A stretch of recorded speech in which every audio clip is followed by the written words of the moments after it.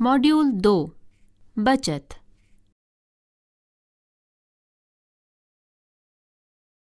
हम उन सारी जानकारियों पर बातचीत कर रहे थे जो आपने हमें कल दी थी। हमें आशा है कि अब हम हमारे परिवार के लिए भविष्य की योजनाएं आसानी से बना सकेंगे। हमें इतनी अच्छी जानकारी देने के लिए आपका बहुत बहुत धन्यवाद। ओह, कोई बात नहीं। प्रत्येक जानकारी को साझा करना बहुत महत्वपूर्ण है। इस प्रकार की जानकारी से किसी की सहायता ही होती है। मैंने देखा है, इसे साझा करने में कोई दिक्कत नहीं है। आज हम बचत के बारे में विस्तार से बात करेंगे और आप बैंक में बचत खाता खोलकर किस प्रकार अपने धन की बचत कर सकते हैं, इस विषय पर भी चर्चा करेंगे। व्यक्तिगत खाता? वाह, मैं इसके बारे में और अधिक जानना चाहूंगा। सबसे पहले मैं आपको यह बता दूं कि बचत क्या है।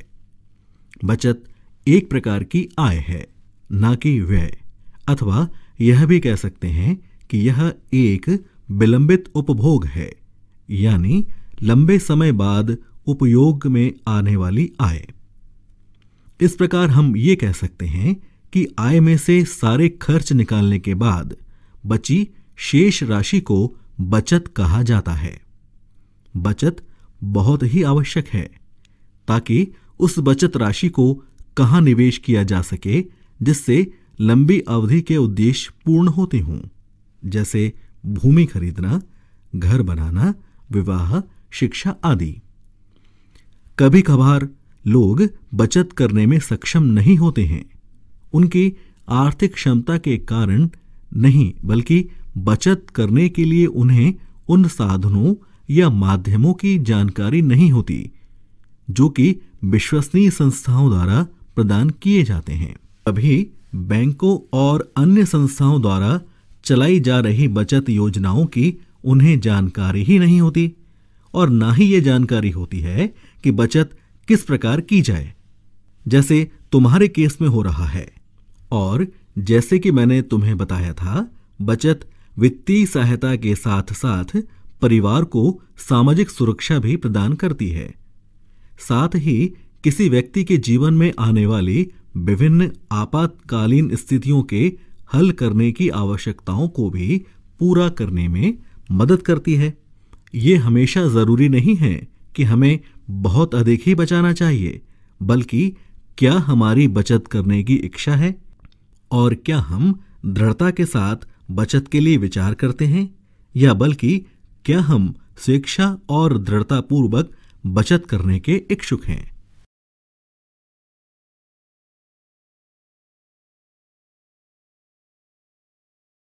बचत का केली पाहिजे? म्हणजे ती आम्हाला गरजेच्या वेळेला खर्च करता येईल, म्हणजे मुलांची शिक्षण, लग्न इत्यादी। अगदी बरोबर विद्या। मला छान वाटतंय की तुम्हाला तुमच्या बचतीचे महत्त्व समजलंय। तुम्ही नियमितरित्या बचत केली पाहिजे, म्हणजे मग ही बचत अशा वेळी वापरता येईल जेव्हा खर्च उत्पन्नापेक्षा जास्त असतात आणि पैशाची जास्त गरज असते। तुला बचत केलेल्या पैशाची पुढील काही परिस्थितीची गरज लागू शकते। उच्च खर्चांना तोंड देणे, जसे की घर खरेदी, शिक्षण, लग्न, दुचाकी, सोनं खरेदी इत्यादी। आजारपण, अपघात, मृत्यू, नैसर्गिक आपत्ती इत्यादीसाठी जेव्हा कमाई होत नाही त्यावेळची गरज, तसेच वृद्धापकाळातील गरज, असे काहीतरी खरेदी करण्याची गरज जे तुम्ही तुमच्या नियमित उत्पन्नातून खरेदी करू शकत नाही। थोडक्यात जेव्हा तुमच्या कमाईपेक्षा खर्च जास्त करावे लागतात तेव्हा तुमच्याकडे पुरेशी बचत असेल तर हे खर्च तुम्ही तुमच्याच पैशातून भागवू शकता। अगदी बरोबर राम। कृपया आम्हाला बचत कशी सुरू करायची सांगाल का? आम्ही हे जाणून घ्यायला खूप उत्सुक आहोत। नक्कीच नक्कीच।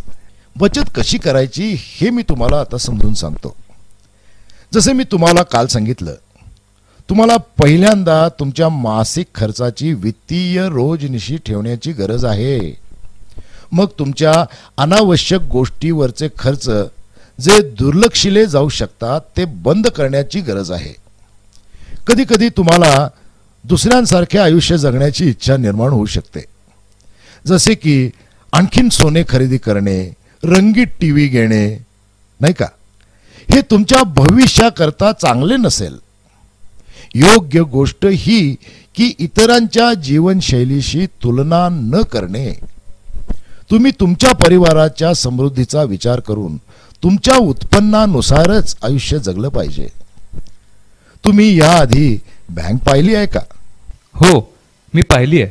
तू बँकेत गेलायस का? पण नाही, मी नाही गेलोय बँकेत. बँकेत काय चालतं मला नाही माहिती. हे बघ, ग्रामीण भागातले लोक बँकेत जाण्यापासून परावृत्त राहतात.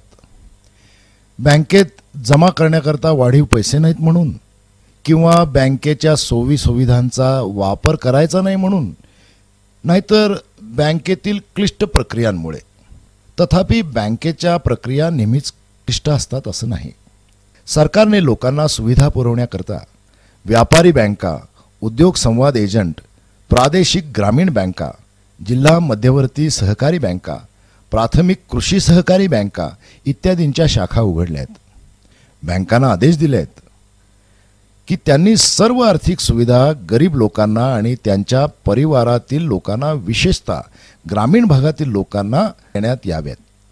या आर्थिक सोयी सुविधांचा लाभ घेण्यासाठी तुम्ही जवळील बँकेच्या शाखेस भेट द्यावी किंवा बँकेच्या BCAला भेट द्यावी. जर तुम्ही KYC म्हणजे तुमच्या ग्राहकास जाणून घ्या या अटींची पूर्तता केली तर बँक किंवा BCA तुम्हाला सुविधा पुरवायला पुढे येतील. हाँ, यहाँ तक कि मैंने भी अपने कुछ मित्रों को ये बात करते सुना है कि बैंक में खाता खोलने में किस प्रकार उन्हें समस्याओं का सामना करना पड़ा. तो मुझे भी बिल्कुल रुचि नहीं थी कि मैं भी उनकी जैसी समस्याओं का सामना करूं. इसलिए फैसला किया कि मैं कोई खाता नहीं खोलूंगा. यह इतना जटिल नहीं है, मैं इसे समझाता हूं. जैसा कि भारत सरकार द्वारा हाल ही में लागू की गई प्रत्यक्ष हस्तांतरण योजना हेतु आवश्यक है कि भारत में प्रत्येक उस क्षेत्र की ग्राम पंचायत को जहां बैंकों की शाखा नहीं है, बैंकों के व्यावसायिक समन्वयकों द्वारा संरक्षित किया जाना चाहिए. इन व्यावसायिक समन्वयकों के कार्यस्थल पर जाकर आप आसानी से खाते खोल सकते हैं एवं बैंकिंग सुविधाओं का लाभ उठा सकते हैं. आप अपने खाते में दैनिक बचत की राशि भी जमा कर सकते हैं एवं साथ ही उस राशि पर ब्याज भी अर्जित कर सकते हैं. साथ ही आप जब भी आवश्यकता हो अपनी बचत राशि निकाल सकते हैं. साथ ही भारत सरकार हितग्राहियों के खाते में सीधे ही लाभ भी हस्तांतरित करेगी, जैसे पेंशन, छात्रवृत्ति, सब्सिडी आदि. साथ ही बैंक खाता खुलवाने के लिए आयु पर भी पाबंदी नहीं है, अर्थात किसी भी उम्र के व्यक्ति का खाता खुलवाया जा सकता है. सामान्यतया एक वयस्क व्यक्ति बैंक में खाता खुलवाता है, लेकिन इसका अर्थ ये नहीं है कि आप अपने बच्चों का खाता नहीं खुलवा सकते. कृपया अपनी हस्त पुस्तिका में अभ्यास 4 पर कार्य करें. तो आप कह रहे हैं कि हम नजदीकी बैंकों में बिना किसी बड़ी जटिलता के अपना बैंक खाता खोल सकते हैं? हाँ, बिल्कुल, आप खाता खोल सकते हैं. तो फिर कृपया हमें ये बताइए कि नजदीकी बैंक में हम अपना खाता किस प्रकार खोल सकते हैं? हाँ, मैं आपको बताता हूं कि आप अपना बैंक खाता कैसे खोलें. एक बचत बैंक खाता खोलने के लिए आपको पहचान का प्रमाण पत्र, निवास का प्रमाण पत्र और 2 पासपोर्ट साइज की फोटो की आवश्यकता होती है. खाता खोलने का फॉर्म भरने के बाद और उसमें सही जगहों पर हस्ताक्षर करने के बाद तुम्हें एक नंबर प्राप्त होगा जो कि तुम्हारा बचत बैंक खाता क्रमांक कहलाएगा, अर्थात आप खाता खोल चुके हैं.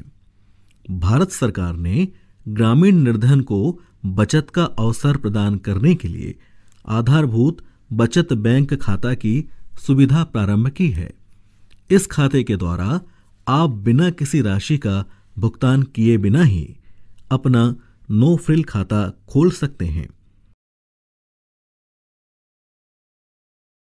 इन सब को करने के लिए आपको इन चरणों का पालन करना आवश्यक है। नंबर 1, अपने नजदीकी बैंक के ग्राहक सेवा केंद्र BCA पर जाएं। साथ में 2 फोटोग्राफ, एक पहचान का प्रमाण जैसे आपका pan card, ration card, passport, मतदाता पहचान पत्र और एक निवास का प्रमाण पत्र जैसे तुम्हारा बिजली का और टेलीफोन का बिल, राशन कार्ड आदि ले जाएं। साथ ही आप बैंक खाता खोलने के लिए अपना आधार कार्ड भी बैंक को उपलब्ध करा सकते हैं। चरण 2, व्यावसायिक समन्वयक यानी BC द्वारा उपलब्ध कराए गए खाता खोलने का फॉर्म भरें और साथ ही आवश्यक दस्तावेज भी दे दें। चरण 3, इसके पश्चात व्यावसायिक समन्वयक संवाददाता एक बायोमेट्रिक डिवाइस पर अथवा माइक्रो ATM पर आपकी उंगलियों के निशान लेगा और उसे आपके बैंक खाते से जोड़ देगा।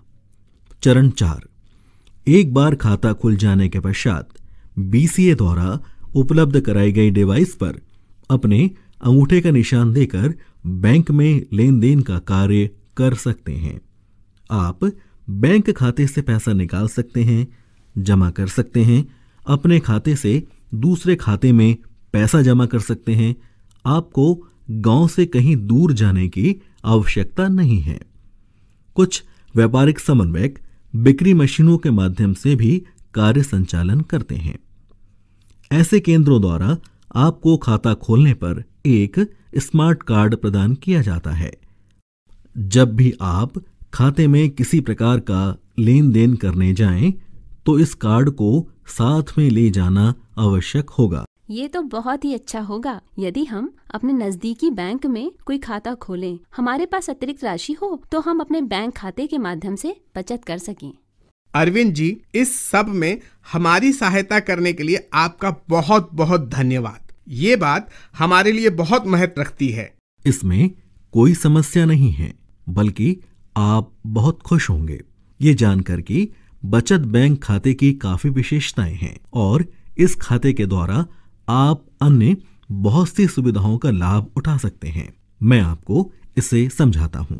कृपया अपनी हस्त पुस्तिका के अभ्यास 5 पर कार्य करें।